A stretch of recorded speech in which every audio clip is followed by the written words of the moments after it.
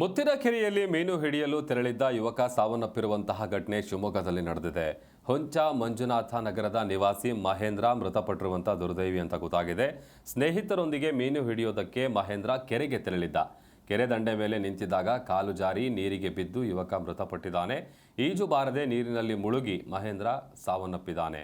ಇದು ಗಾಬರಿಗೊಂಡಂತಹ ಸ್ಥಳದಿಂದಲೇ ಸ್ನೇಹಿತರು ಕೂಡ ಪರಾರಿಯಾಗಿದ್ದಾರೆ.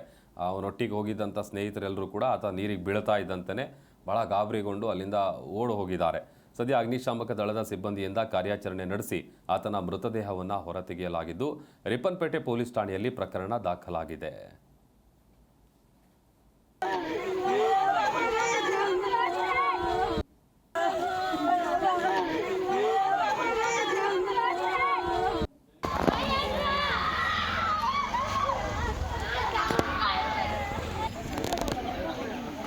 Hello.